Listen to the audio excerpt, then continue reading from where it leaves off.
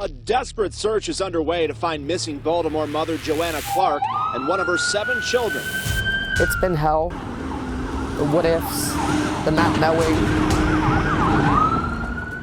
You know, if they are out there, what's happening to them. They went missing at different times of the day, and investigators think they vanished without a trace. Officers searched an area near the Middle Branch Marina in South Baltimore. Both Joanna and Shariece had strong ties to the Westport community. They're just good people. There was no reason for them to do what, to disappear. This is no coincidence that both of them went missing the same day.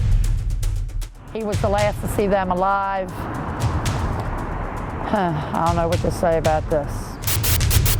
Is there anything, sir, at all that you would want to say regarding Joanna's disappearance? Do you know anything at all as to what happened to them? No, I don't. I really don't. What's your biggest fear with this? I'll have to face the fact that they're not here.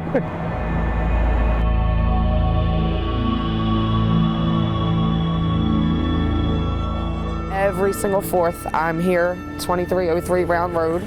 On the 4th of every month. Birthdays, holidays, I'm here. Mother's Day, I was here.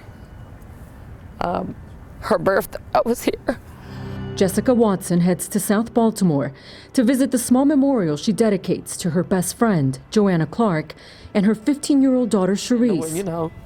Just talk to him a little bit. Both mysteriously vanished on February 4th, 2017. This is so sad and heartbreaking that you have to come this way and talk to your loved one or your family member through a picture or through a candle or a flower. She also puts up flyers. I'm not going to forget her in this building. I do this every month. They take it down and I redo it. It's just to let people know that they are still out there. They have not been found. 33-year-old Joanna lived here with her 7 children and worked at nearby Getz's Candy Company in East Baltimore.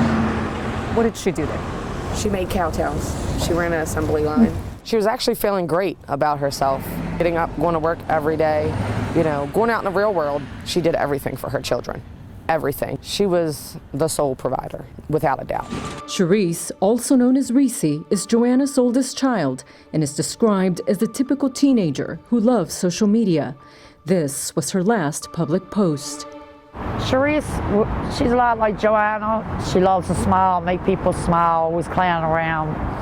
She was a second mother to her siblings.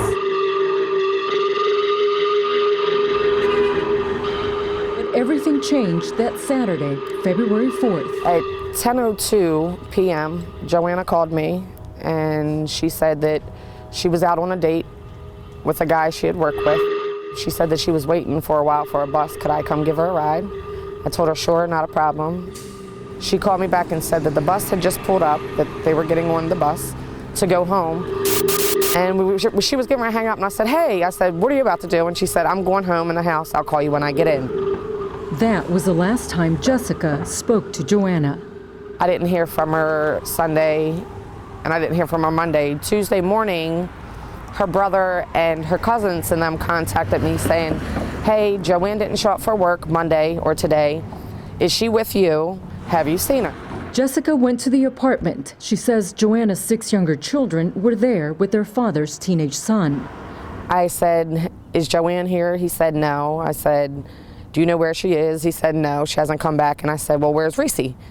And he said, Reese's not here either. And I said, whoa, Reese's not here either. I went around the corner to Sharice's school. I asked, was she in school Monday or Tuesday? They told me no. We just knew that Joanne didn't show up 2 days for work. Nobody knew at the time that Shariece was missing. That's when she contacted the Baltimore police to file a missing persons report. A 15-year-old girl not communicating with anyone is quite unusual. None of it made sense to Joanna and Sharice's family. Is there any chance that Joanna and her daughter left on their own? No way. No way. So by all accounts, according to family and friends, this is the last place where Joanna and Shariece Clark were seen on February 4th. This is where Joanna lived with her 7 children.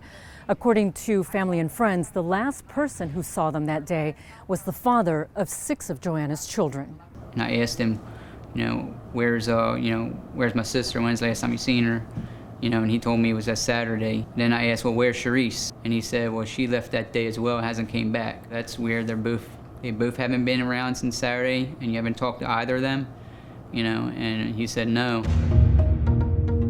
Her last cell phone, the cell phone towers around here binged between 11:15 and 11:30, February the 4th.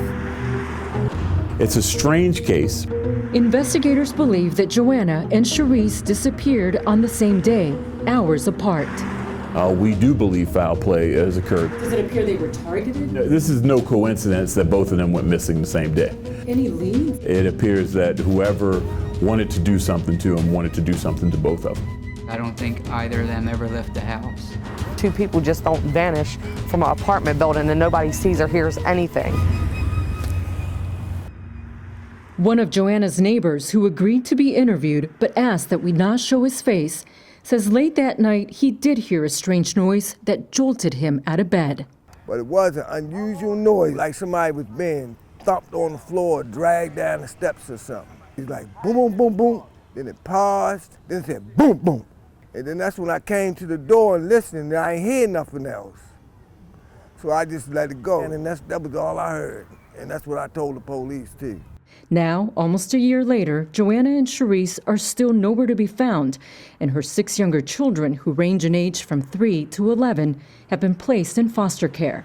They don't understand that Mommy and Reese are not here, and they don't understand why. Frustrated at the lack of answers, family and friends are now sharing more about Joanna's personal life. How was their relationship? Not very good. All this great love you had, and here you didn't call in that they were missing. You ain't doing none of the searches. Coming up in part 2, I speak exclusively with Dennis Michael Queen, Joanna's ex-boyfriend and the father of her 6 younger children. Did you have anything to do with their disappearance? No, I didn't. Didn't you just ask me that? See, this is what I'm talking about.